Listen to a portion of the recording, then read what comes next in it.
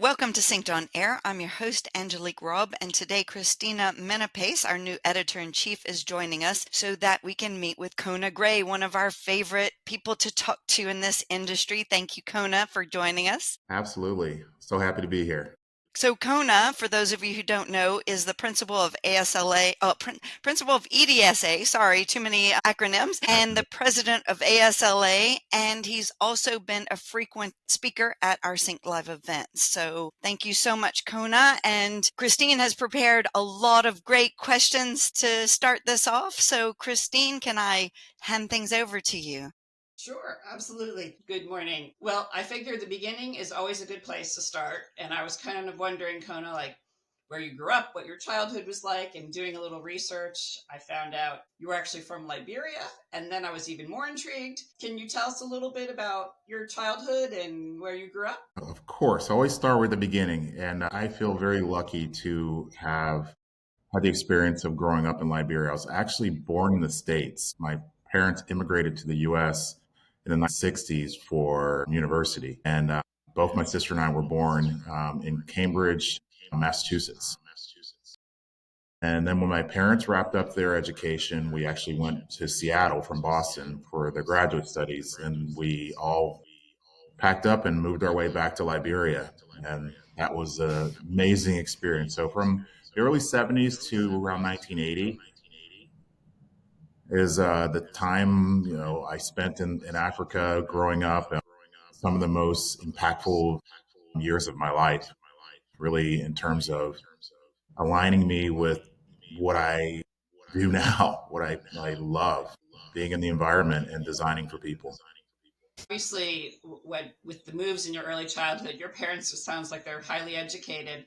And I know in reading, your dad was an architect. And I saw that you kind of started off your education with fine art and then moved into architecture and then eventually landed on, landscape architecture.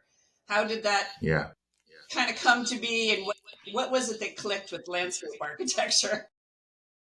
Yeah, it certainly wasn't a straight shot for me. And I think that is true of many people. You sort of find your passion as life evolves and unfolds. And my dad is actually 85 years old, uh, architect, still practicing in Liberia. Wow. He is fascinating. He is definitely someone I admire tremendously for his grit and tenacity. One of the sort of big, I would say, inspirations for me in the world of art and creative is Sidney Poitier. And Sidney Poitier and my father have a lot in common. They really remind me of each other. And just that sort of drive, like that nothing will stop me kind of drive, and but with the care for doing it the right way. And so he did not encourage me to be an architect. So a lot of people probably are like, "You sure your dad didn't want you to do what he does?" And I was like, "No, he didn't encourage me to be an architect. He encouraged me to really focus on what makes me happy and what I love, and to certainly always do the right thing." I grew up in kind of a strong religious family that was had a lot of focus on the golden rule and just being a good person. And so I I started drawing at an early age because my dad would bring home his work and I would see him, designing at the house. It's an architecture thing. Architects just don't know when to stop designing. And so on our kitchen table or on his drafting table at the house, I mean, he would be drawing. And when I was young, when he was drawing, I would be drawing and I would be showing him my drawings, to get his input. And so it was really kind of a great relationship of design from the get-go. So after high school, I actually during high school I had the most amazing art teacher that encouraged me to continue my art. I entered into many, competitions and won awards and all that stuff. And I actually went to uh, a it was a program called Governor's Honors, and because we were in the Atlanta area, and it was something that the governor of Georgia pulled together students from all over the state to go, and these were students that excelled in whatever they loved. And we spent like a summer camp working on our passions. But what was cool about that is you got to meet a lot of other people. So fine art was the base. I ended up continuing on to SCAD, Savannah College of Art and Design, to study fine art and painting. But I kept hanging out with architects. All my friends were architects. And Felt I was very like, like this something's home. going, yeah, something's going on here. And what was interesting about that is that I was like, well, I really am intrigued about this profession, and I love painting. I knew I will always paint. I always will draw. So I decided to change majors, and I changed into architecture. My dad didn't say a word. Didn't say a word. Just kept going, and I really enjoyed it. But I knew that there was more, and so my mom got ill, and I actually spent some time back in the Atlanta area and then on to Boston to continue my studies in architecture. And that was rigorous. I was at the Boston Architectural College. And if you're familiar with the program, the school,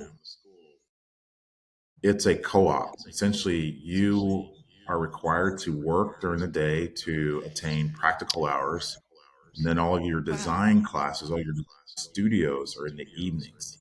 So it's very, very rigorous, really rigorous. And so my time there was amazing. I learned from some of the best instructors. Many of them were teaching at Harvard or MIT. There was such a great connection in the architecture community to the Boston Architectural College. It's just a long history, but That's a great mix, though. I really like it was that a that great mix. layout. Yeah, the practical experience and the schooling together, and probably making a lot of industry connections. That I really Yes. like that.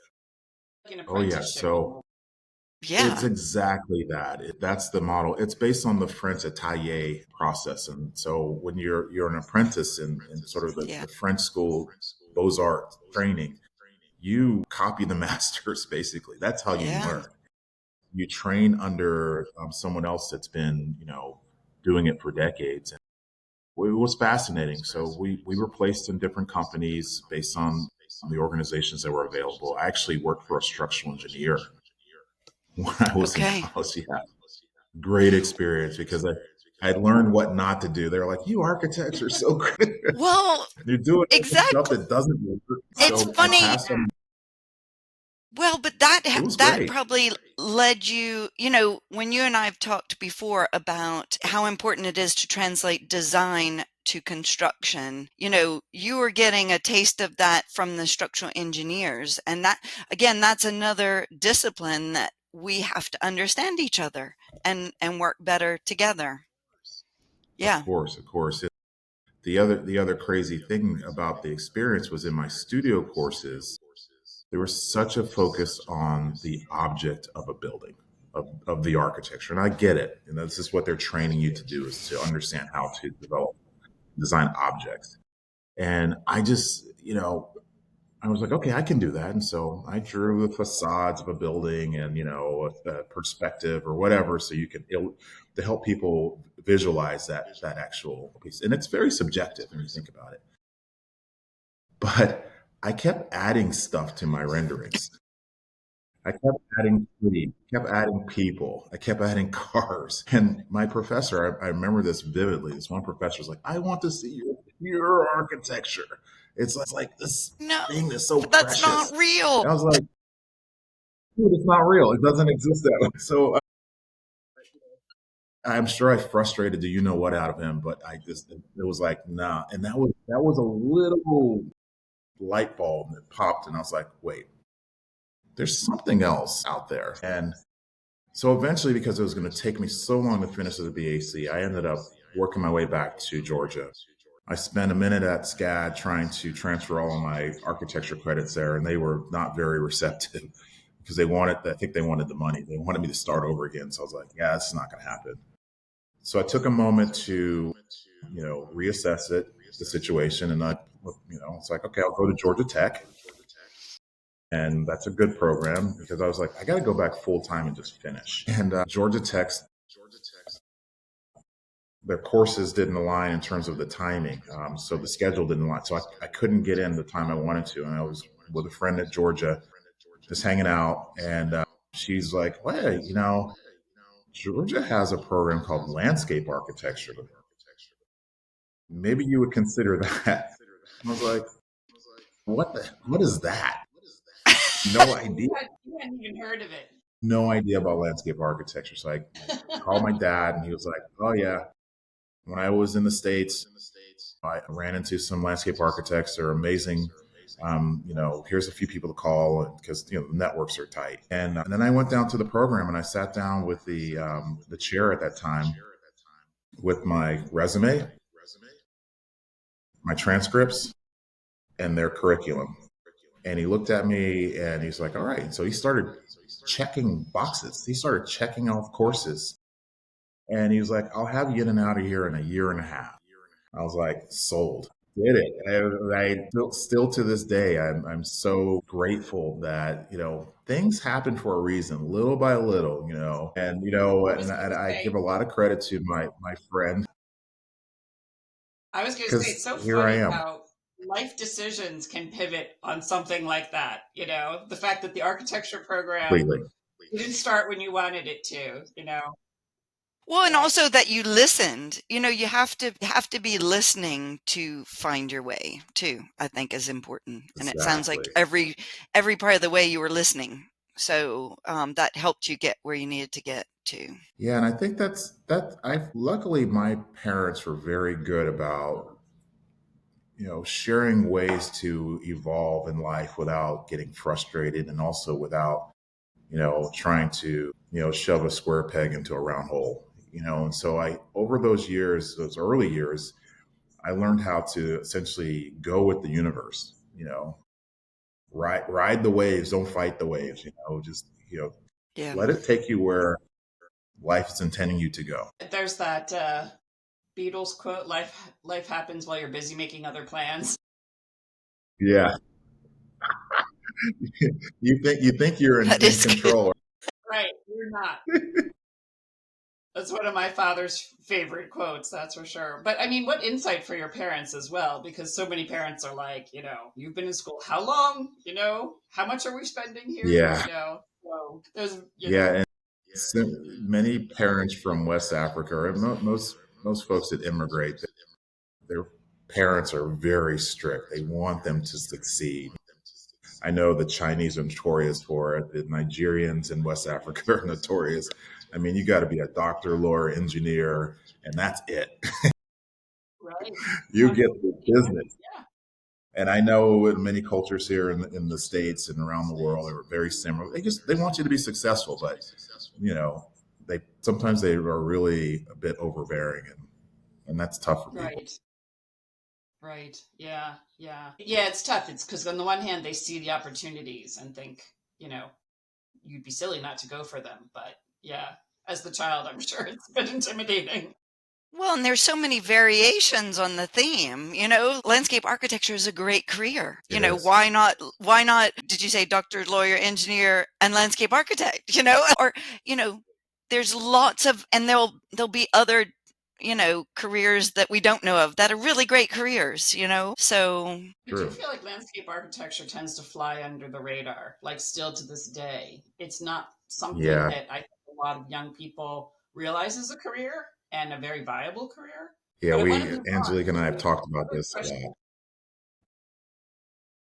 I know that in reading it said you have experience in 30 plus countries, and I was just like, wow, that is quite amazing. And so, in terms of landscape architecture and all the countries you've worked in, I mean, is there a particular culture or country that you feel is really pushing the the boundaries for the industry? Yeah, there's so many. I mean, I'm fortunate to be a part of a global design company, and we work. I mean, sometimes I pinch myself because I'm on a plane going somewhere to design with clients and communities in far places, and sometimes it's in our back door. It cracks me up because some of our local clients, especially in the state of Florida, maybe in Gainesville or the Panhandle of Florida, like, oh my God, you guys are so far away, and I'm like, dude, this is a local trip. I like 14 plus hours to go someplace. This is really easy. But I've been really I've been really mesmerized by our planet and how wonderful it is. And I mean, all over the world, just all these unique landscapes. And we've worked in pretty much every part of it. And, there are two places that I personally have not been to, but I've researched and studied that I'm intrigued with. And, those two places are in Asia, Southeast Asia, and sort of Mm. the Northeast portion. So Japan and Singapore are two places that I really admire. And I know folks that have traveled there, and we've had conversations. One of my colleagues is a landscape architect, and his wife is a photographer. And they've taken trips to Japan, and she's, cataloged everything from, the temples to the different landscapes, the trees, the gardens, and that. I'm just like, all right, those are the two bucket lists. And so, yes, I've actually traveled to 60 plus countries, and but I haven't been to those two, and I really really want to go.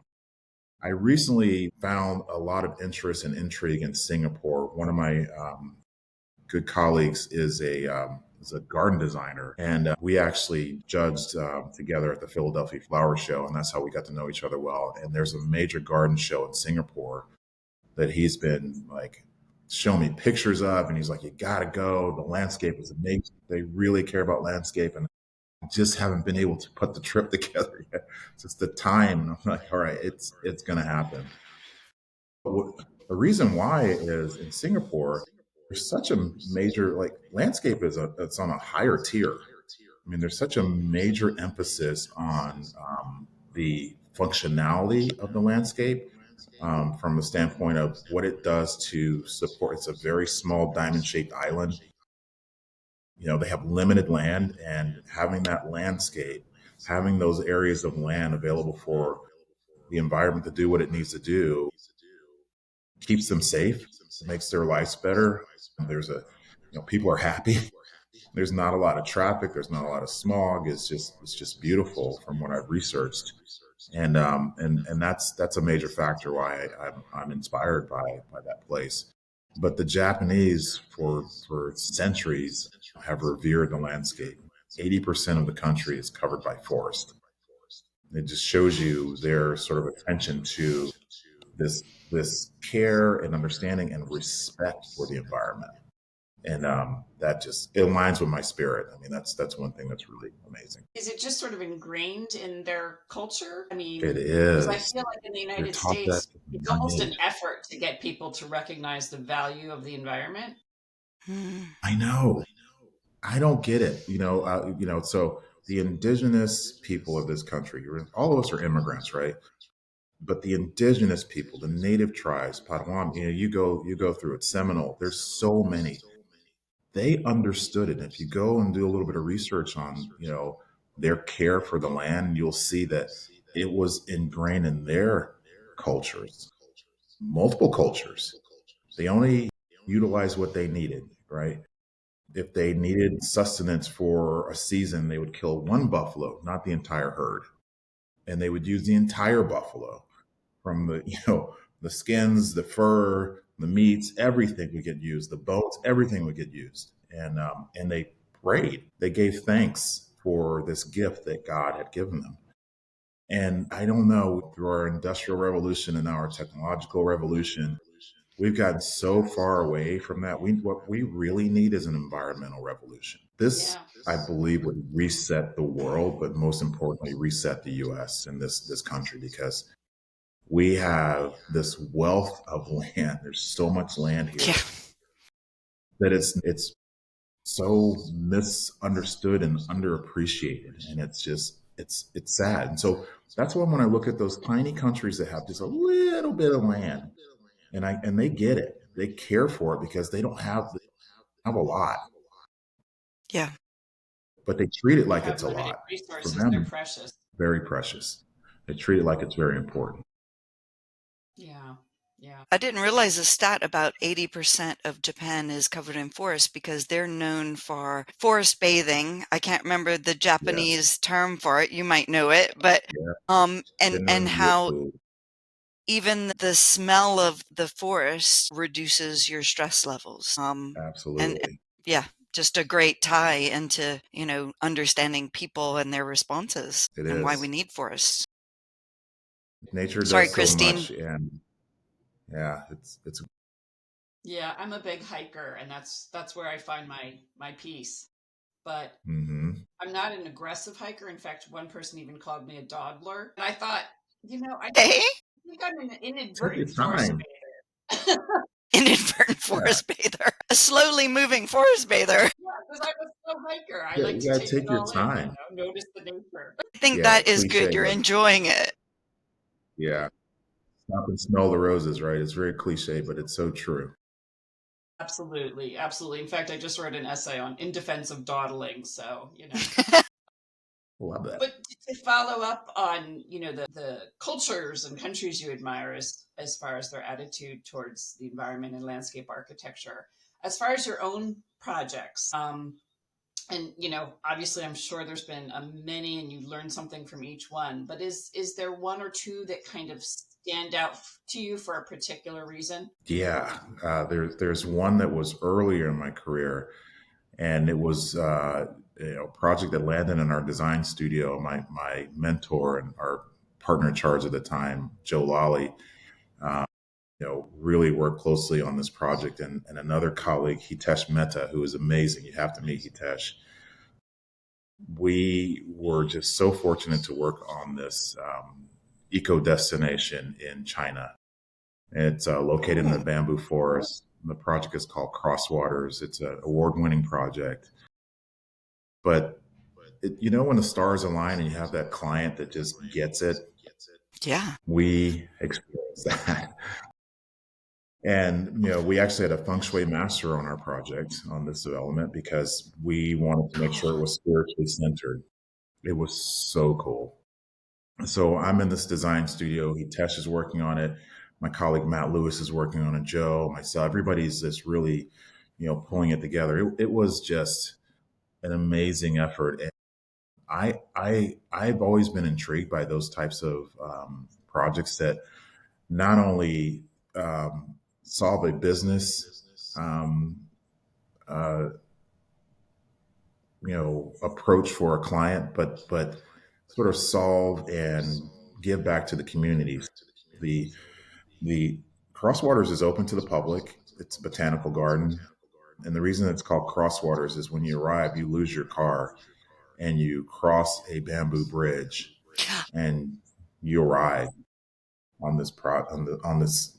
It's basically a spiritual retreat, and there's limited units. They're all tucked in the bamboo forest. You can't tell where the architecture stops and the landscape begins, and vice versa. It's all interwoven together. It's definitely one of my favorites. It's fantastic, and people always ask me about other projects that have inspired me, and the other one that inspires me was basically a making the difference kind of project we did here in North Miami. And it was a site that was abandoned, and just there was trash and refrigerators and cars and everything just in this community. And this was an underserved community. And this particular site, this property, believe it or not, for 50 years had been in the ownership of Miami-Dade County Parks. So it's supposed to be a park. And it became like Sounds a like it got junkyard. forgotten. Yeah, it was a junkyard. They never developed it. They just had it in their surplus, and it just sat there.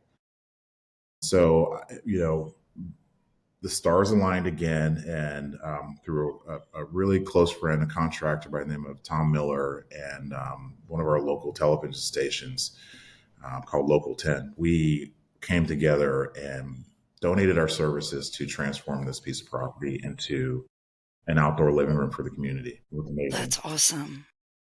I'd love to see But those are photos the of types of both of these projects. projects.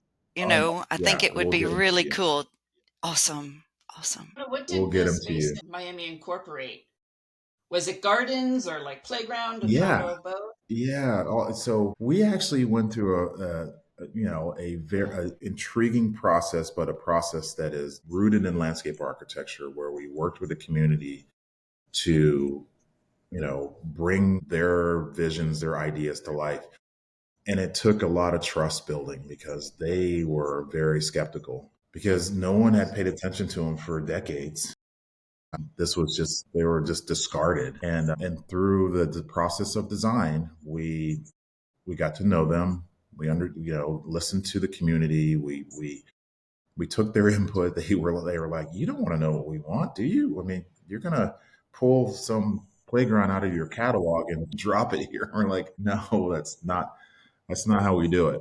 And once we got to that point of trust and care for each other, the process moved very, very smoothly. And it was really fantastic. I always tell the story. There was a young girl that was part of the workshop, design workshop. When I looked at her, I was like, "Well, what'd you like to see?" And she's like, "I really want an orange slide." I was like, "Orange slide, orange." Very specific. Yeah. Yeah, very.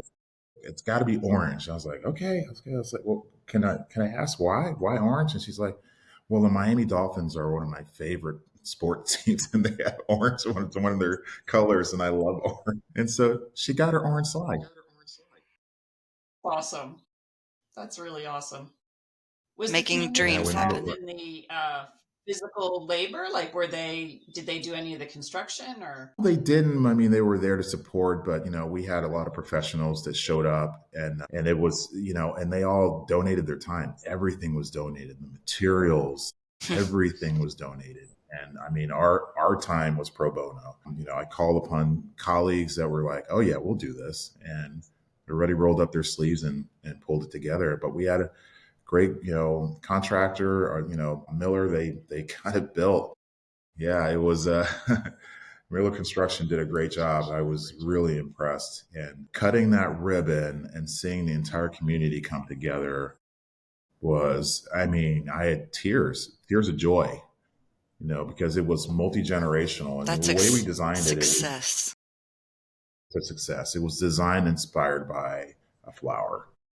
And so one portion of the site was dedicated to the roots, right? These are the kids. And this is where we had, areas for children to experience nature play and as well as formal play. And then the next section of the site was dedicated to essentially the STEM, and that signified the parents. And so there was a great opportunity for parents to really get entwined and interwoven into the land with their kids and with their parents. And so it's very multi-generational. Hmm. And it was fantastic. So in that area, we had a lot of walking areas. We had fitness equipment, something for everybody to do together.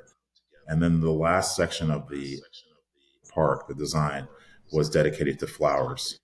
And this was really pushed towards the elders. And this is where we had very contemplative seating areas. And this is where the wisdom was disseminated. It was really such a great experience to draw this out together. That's why I love doing what I do. It's not an effort of work. It's a passion. It's what we do. That's awesome. That's absolutely awesome. What a great thing to experience and carry through your life. Yeah, it was magical. And Local 10, the TV station, they documented the entire process. There's several videos online of the process. It was really amazing. Obviously this was a project of great cultural significance. And I know that when you and I had a few minutes to chat at Synced Live, I said, well, what are you working on now? What are you excited about? And you had mentioned the Juneteenth Museum. Yes. And obviously that's still at its development stages, but, and I should probably mention it's in Fort Worth, Texas. What can you share about that project? This project again, I pinch myself because in life there you don't always see these things, and when it happens, it's like, oh my goodness, this is something we really want to do, and so our involvement began when we received an invitation from an architect we know. It's a company called Big out of New York, Bjork Ingles Group, and they were looking for a landscape architect with sensibility that was interested in going on a journey. And for anyone that is aware of museum projects or any sort of institutional projects where they have to raise money, they take time. And so the patriarch of this project is a woman by the name of Opal Lee. And she is the one that is responsible for bringing the movement together to establish Juneteenth as a holiday. And she actually walked to DC with her team of supporters. And, this is the moment where Joe Biden signed into law Juneteenth as a holiday, which is really, you know, unbelievable Monumental. considering the history. Yeah. It's very, very monumental. And so we began in the concept stage, and we were working through the ideas, and the inspiration was drawn through the Juneteenth star. And look it up; it's a lot of meaning. And so Okay. we took the Juneteenth star and paired it with the landscape. And one major element of the landscape in Texas is the blue bonnet flower. It's actually the state flower. And so we wove those two together, and we were actually working off an inspiration from the architects that took the Juneteenth star and wove it together with the traditional shotgun shack, the shotgun house vernacular, architecture vernacular. And that was the inspiration that really drove the project, was this, rooting the star with the place, and identifying that expression through everything. So throughout the design, it's really woven through. So the land, we saved the existing trees that are on site.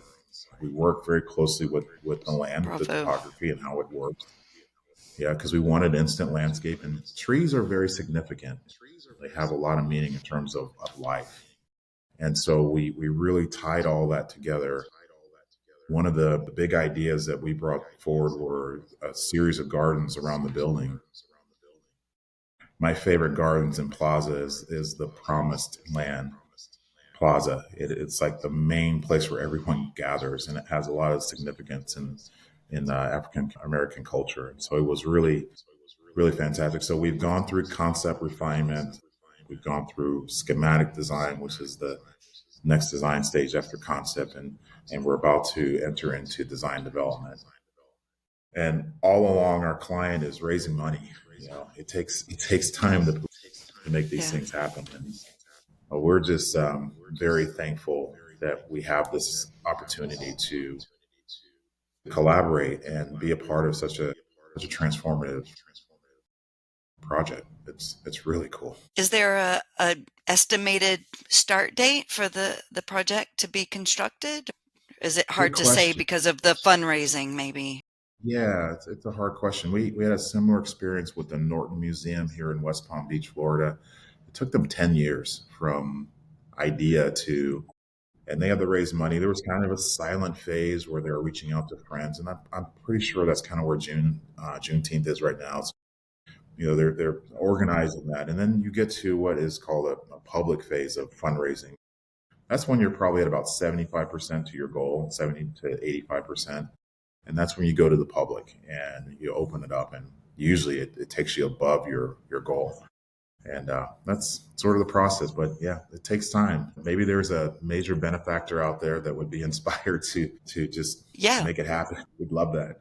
Well, I was going to say, if we could get some details on who to reach out to, we'd love to put it in the show Yeah. notes for the podcast. And we'd love to put Absolutely. it, we are going to be, writing this up as an article as well. And so again, putting that in the article, I'd love to include that. So please, let's follow up and make sure Yeah. that that's part of the We'll article. share that. I mean, the biggest sort of inspiration, Opal, I mean, she's in her hundreds. So I've read about she's her. Yes. amazing. I haven't Amazing. met her in person, but I'm like everything I've read about her, every interview I've watched.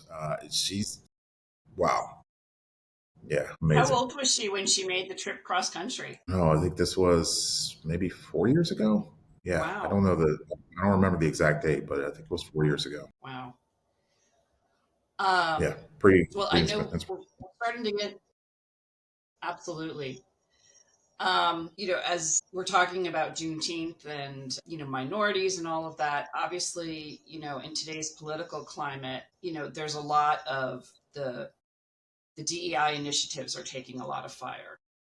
And I was wondering if I know that you have been such a huge advocate for wanting to attract more minorities to landscape architecture. Do you have any comments about sort of, the current state of affairs and, what Yeah, it means to, you know, the future? sure. I definitely do. I think we shouldn't take anything for granted in life. I think that's first and foremost. I mean, we are all fortunate to be here, and I think what's important is that we consider the contributions that anyone can make. Right, and we're all God's children. Everyone has something to contribute, no matter what your situation is. And when you look at DEI and the reasons why this has become such a lexicon in our culture, is that it is one of the first times where people have acknowledged the importance of everyone, not just one group, not another, everyone. And the Yeah. intent, from my perspective, that's why it has bubbled up. I tell people the genie's out of the bottle. You can't stuff it back in. And we have a lot of wishes that we will receive, because people deserve it. People deserve to be treated fairly. That's what equity means. It's so Yeah. simple. I don't know why it's been twisted. I know there's a lot of, concern that, I'm not going to, advance because you're doing this or you're doing that. But there's abundance for everyone if you just take a moment and step into it. And so, for me personally, I've never wanted to be treated differently because of who I am, my skin color, the color of my eyes, my dreads. I've never wanted to be treated differently. I've always wanted to be considered a human. That's what we all have. That levels the playing field. We're all humans. And so when we And therefore should consider be that, equal. yeah, we That's all right. should be equal. I mean, there's a flag I have in my house that says, humankind, be both. It's that simple. Right, exactly. Be Yeah. human and be kind. It's not that hard. I I love mean, that. and I this, love that. yeah, it goes back to the golden rule. That's what I was taught growing up. It's like, I don't judge anyone. Everyone is, one of God's kids. And I love that. And so it's just, I find beauty in everything. As president of ASLA, do you feel like you're in a position? I mean, what do you see as the organization's role in this current political climate? Because, of course, it's, not only are the DEI initiatives under fire, but also environmentally, you're seeing the rollback of so many different protections. And, for a while, I know, especially with government projects, there was a mandate to, include a certain amount of sustainable elements and things like that. How do you see that becoming a reality in terms of what the industry will be working with in the next few years? Yeah, it's a crazy time, but it's not new. I hope people know that this stuff has been going on.